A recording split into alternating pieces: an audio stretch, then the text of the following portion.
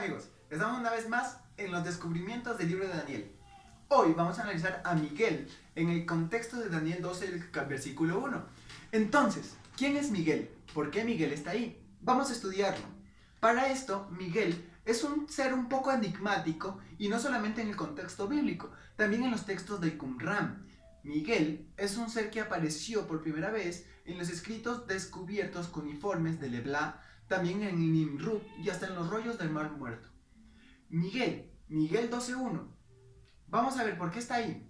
El contexto es que todo el tema central del capítulo 11 de Daniel está centrado en Miguel. Y en el capítulo 10, los versículos 13 y 21, principalmente hablan de Miguel. Entonces vamos a analizar estos desde el texto hebreo principal de esta versión stuttgartiana que aparece en pantalla. Ustedes podrán analizar qué es Miguel, quién es Miguel y por qué está ahí. Después de analizar esto, nosotros hemos podido llegar a una traducción muy personal de estos dos textos, de Daniel 10.13 y Daniel 10.21. Vamos a verlo.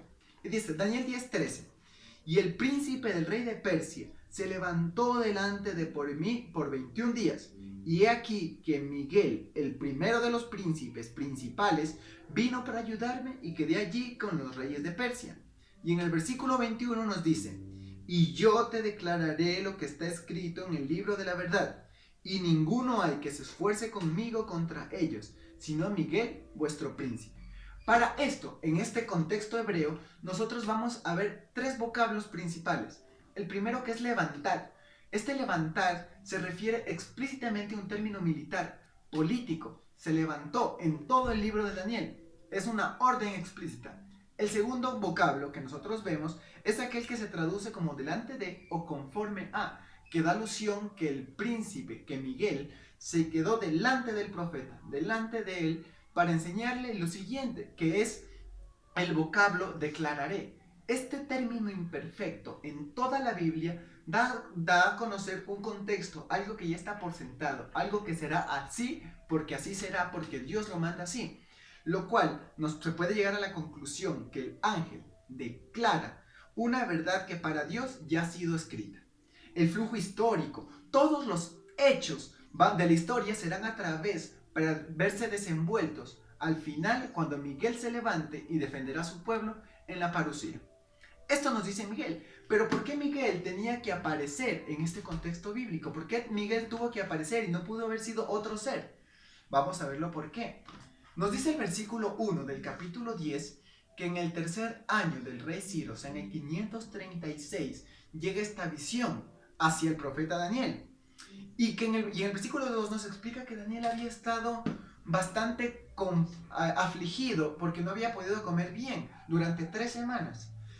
Esta aflicción se la da por el contexto histórico en el cual se cree que los samaritanos estaban en oposición al regreso de los judíos tras el exilio, porque lógicamente iban a tomar sus tierras y nadie quiere que tomen sus tierras. Entonces, Daniel sufrió esta aflicción. Y se lo puede deducir que son durante los 21 días, o sea, 3 semanas, porque los hebreos tenían la costumbre de que tener 3 días para dar un acto de aflicción. Pero Daniel siempre multiplicaba su ayuno por 7, como lo dice Duncan en su libro Los Misterios de Daniel. Entonces, dentro de este contexto, nosotros vemos que Miguel tenía que aparecer para calmar la aflicción del profeta querido de parte de Dios, para decirle, mira, hay una esperanza para el pueblo, hay una esperanza, y el pueblo, en la visión que te fue dada en el capítulo 9, el versículo 25, va a ser resuelta. El templo, Jerusalén, va a ser reconstruida. Ese es el contexto de Miguel. Entonces vamos a ver Miguel. ¿Quién es Miguel? Adentrémonos un poco más. Micael, como lo describe la Biblia, es el que es como Dios. Este término aparece simplemente 3 veces en el libro de Daniel, en los versículos mencionados y en el versículo que estamos desarrollando, que es el primero del capítulo 12. En el resto del Antiguo Testamento aparece 7 veces, y en el Nuevo Testamento aparece 2 veces, en Judas 9 y en Apocalipsis 12:7. Miguel, este ser tan enigmático, dentro del contexto de los vocablos hebreos que nosotros vamos a desarrollar, en el capítulo 13, el ángel Gabriel le demuestra a Daniel que Miguel es el príncipe de los principales. Entonces, Miguel Aquí entra un poco el contexto, aquí entra la concordancia con el verbo ahad. Ahad se lo tiene que tomar como un cardinal o como un ordinal. Duncan en su libro explica que esta palabra ahad se traduce siempre como uno o también puede significar primero. La palabra primero es utilizada, la palabra primero es rishon, perdón, Daniel la usa varias veces, rishon, pero usa también ahad para describir primero. Entonces, ¿por qué Daniel utilizó ahad en vez de rishon? Anderson nos explica que utilizó esto simplemente por términos literarios, por importancia del escribir, para que al leerlo sea bonito. Para evitar la redundancia, Rishon HaRishonim, que significa primero de primeros.